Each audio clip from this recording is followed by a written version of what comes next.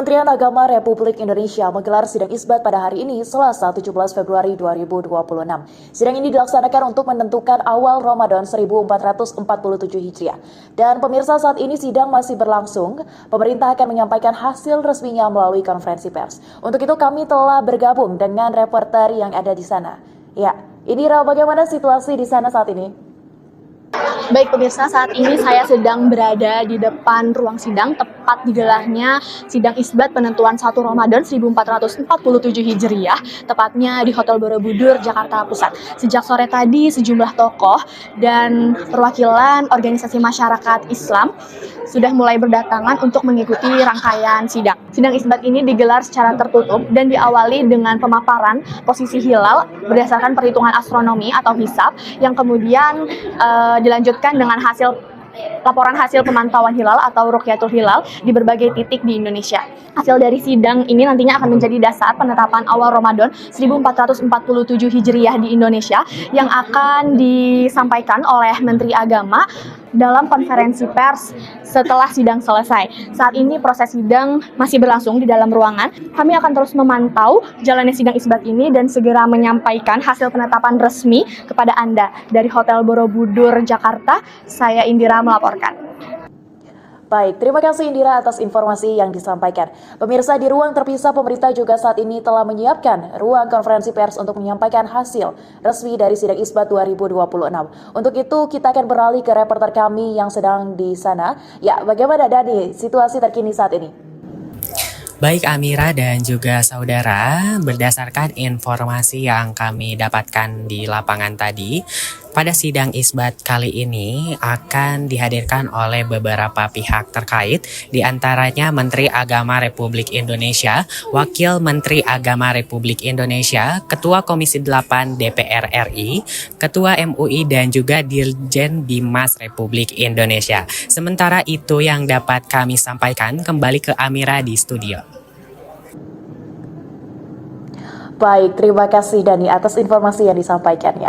Pemirsa, sambil menunggu hasil resmi sidang isbat 2026, kita akan beralih ke informasi lainnya.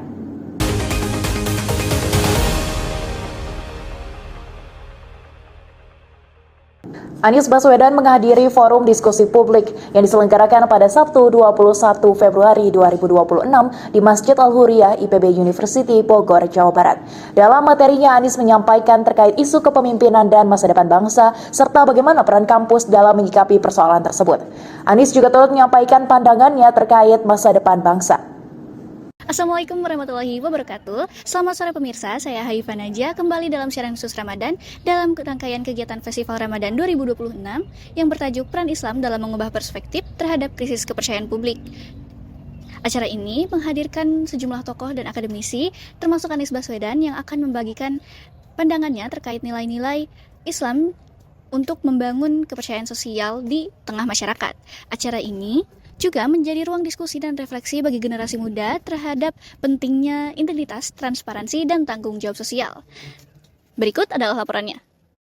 Forum tersebut menekankan pentingnya mengembalikan amanah dan integritas di tengah krisis kepercayaan.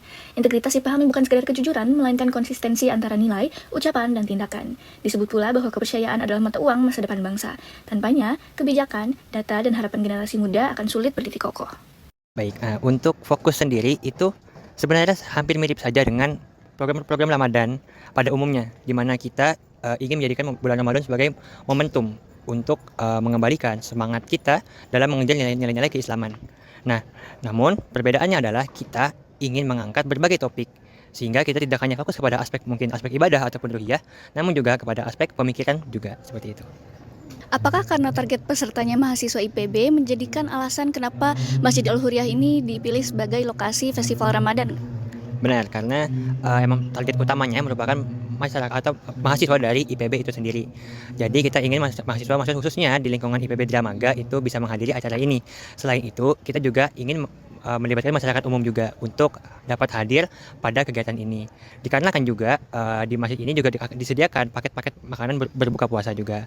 Maka dengan atas pertimbangan itu, kita merasa bahwa Masjid Al-Huriyah itu merupakan lokasi yang cukup strategis untuk pelaksanaan dari Festival Ramadan ini. Seperti itu. Baik, terima kasih Farhan atas waktunya. Sementara itu yang bisa kami sampaikan dan informasikan, kembali lagi ke studio Amira. Ya pemirsa, sidang isbat penentuan 1 Ramadan 1447 Hijriah telah usai dilaksanakan. Sebentar lagi pemerintah akan mengumumkan hasil resmi kepada kita semua lewat konferensi pers. Untuk itu tetap bersama kami karena sebentar lagi siaran langsung konferensi pers sidang isbat 2026 akan kami siarkan langsung dari Hotel Borobudur, Jakarta Pusat. Pada kesempatan yang sangat berbahagia ini, saya akan menyampaikan laporan penyelenggaraan sidang isbat penetapan awal Ramadan 1447 Hijriah tahun 2026 Masehi yang baru saja kita akhiri. Sidang isbat telah selesai dilaksanakan. Selanjutnya Kementerian Agama menetapkan awal Ramadan melalui sidang isbat. Dalam sidang isbat ini kami bermusyawarah dengan terbuka para pakar, mubalik, astronomi, wakil rakyat Majelis Ulama Indonesia, serta perwakilan ormas Islam di Indonesia. Sudut elongasinya juga sangat rendah, ya, masih sangat minim, 0 derajat 56 menit 23 detik, ya. Hingga 1 derajat 53 menit 36 detik. Jadi, secara hisab, data hilal pada hari ini tidak memenuhi kriteria fleksibilitas hilal MABIMS. Dengan demikian, berdasarkan hasil hisab serta tidak adanya laporan hilal terlihat, disepakati bahwa 1 Ramadan 1447 Hijriah jatuh pada hari Kamis 19 Februari 2026. Demikian hasil sidang isbat yang baru saja kita laksanakan dan sepakati bersama. Tentunya kita semua berharap semoga keputusan ini memungkinkan seluruh umat Islam Indonesia ini untuk memulai ibadah puasanya secara bersama-sama. Ya pemirsa, beralih ke informasi selanjutnya. Semangat toleransi antar umat beragama di Kota Bogor tercermin lewat adanya buka bersama yang diselenggarakan oleh Vihara Danagun Surya Kencana Bogor, Jawa Barat. Hal ini menjadi momentum tahunan untuk menjaga kebersamaan di tengah keberagaman. Saat ini saya sedang berada di Vihara Dawagun Kota Bogor, Jawa Barat, dan di minggu sore ini terlihat suasana kehangatan dan juga kebersamaan terlihat dari antusiasme para peserta yang telah hadir untuk mengikuti kegiatan buka bersama dan santunan anak yatim. Dan juga selain buka bersama, panitia telah mempersiapkan acara lainnya yaitu santunan kepada anak yatim, lalu juga dimeriahkan oleh hadroh, dongeng, dan juga kolaborasi musik yang ada di jalanan sekitar sini. Dan juga kegiatan buka bersama pada hari ini diharapkan dapat memperkuat nilai kebersamaan serta tumbuh rasa berbagi di tengah masyarakat. Suasana hangat penuh kebersamaan terasa di Vihara Dawagun Kota Bogor saat kegiatan buka puasa bersama yang digelar pada 1 Maret 2026. Sebanyak kurang lebih 400 anak yatim diundang dalam kegiatan yang telah memasuki tahun ke-11 penyelenggaraan ini. Menurut Ketua Pelaksana, kegiatan ini merupakan bentuk nyata kepedulian sosial sekaligus simbol toleransi antar umat beragama di Kota Bogor. Ini bisa dikolaborasikan antara budaya dan keimanan, ya, keyakinan atau dalam menghadapi bulan Ramadan ini. Nah, ini bisa bergandengan tangan sehingga bisa terlihat bahwa momen yang berbeda tapi kita bisa bersama-sama, dan ini menunjukkan toleransi kebersamaan. Acara ini turut dihadiri Wali Kota Bogor, Didi Rahim, Wakil Menteri Dalam Negeri Bima Arya, serta sejumlah tokoh dan stakeholder lainnya. Hari ini luar biasa, kenapa? Karena kita merayakan Imlek sekaligus buka puasa di Vihara Danagun. Ya. Ini tradisi sudah 11 tahun. Selain digelar pada 1 Maret, kegiatan serupa juga akan kembali dilaksanakan pada 8 Maret 2026 dengan mengundang sekitar 200 masyarakat difabel di Kota Bogor. Ya pemirsa, singkong menjadi salah satu bahan yang sering dimanfaatkan oleh masyarakat di Indonesia. Salah satunya di Kecamatan Rancabungur, Kabupaten Bogor, Jawa Barat. Komoditas ini menjadi sumber penghidupan bagi sebagian besar warganya. Mulai dari usaha sederhana, kini pengolahan singkong terus berkembang hingga melibatkan banyak petani dari berbagai kebun. Lalu, bagaimana proses produksi singkong hingga siap menjadi olahan yang dinikmati, dan bagaimana proses usaha ini terus berkembang hingga saat ini? Berikut laporan selengkapnya dari reporter kami.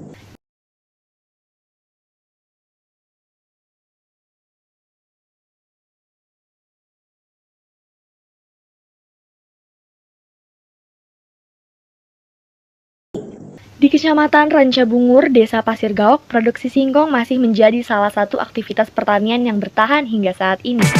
Salah satunya dikelola oleh Abah Ano, yang setiap musim tanam menanam dan merawat singkong di lahannya hingga siap dipanen. Proses produksi singkong membutuhkan waktu berbulan-bulan mulai dari penanaman, perawatan, hingga panen dan distribusi. Meski menghadapi tantangan seperti fluktuasi harga dan biaya produksi yang terus meningkat, Abah Ano tetap menjalankan usahanya sebagai sumber penghidupan bagi keluarganya. Oke pemirsa, saat ini saya sedang berada di Kecamatan Rancabungur, tepatnya di Desa Pasir Gaol. Saat ini saya berada di rumah produksi singkong dari Abah Ano. Ayo kita lihat proses produksinya. Halo Bang, Assalamualaikum. Oke, sekarang lagi proses produksi ya Bang ya? Kemas nih. Oke, mungkin ini lagi proses pengemasan singkongnya. Lalu setelah dikemas, Itu dibawa ke sana ke freezer. dibawa ke freezer. Punya reseller itu 193. Saya kebanyakan fokus pada perumahan tipe 36 ke atas. Karena daya belinya sudah bagus pertimbangannya. Kemudian mereka nggak terlalu bawel dengan harga. Iya. Karena asal kualitasnya bagus, insya Allah masuk gitu. Tapi gimana cara masuknya? Saya masuk ke pengajian emak-emak, ibu-ibu. Waktu ada pengajian, saya endorse. Gitu kan? Iya. Nah, ternyata guru ngajinya itu saya jadiin reseller. Tapi kemudian minggu itu dia ngajar bisa 2-3 tempat.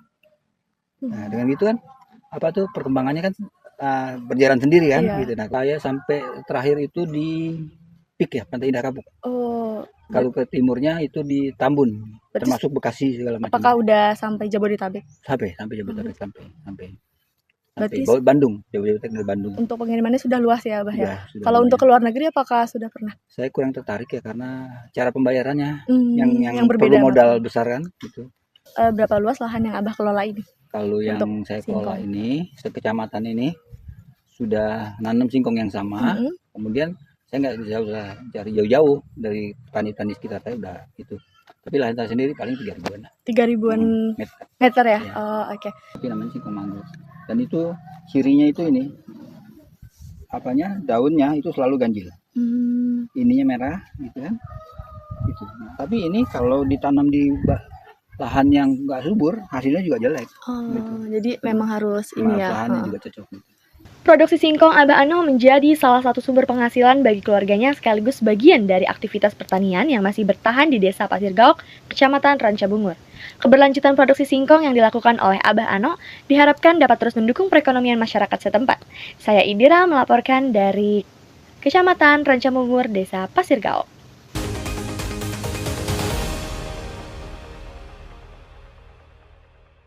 Ya pemirsa, informasi tadi sekaligus menutup perjumpaan kita pada hari ini.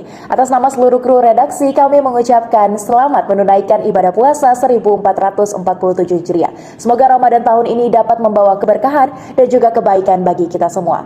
Pemirsa, selalu saksikan informasi menarik dan juga faktual hanya di Redaksi 3. Saya Amira Jasmine, mewakili seluruh kru yang bertugas mengucapkan terima kasih dan sampai jumpa.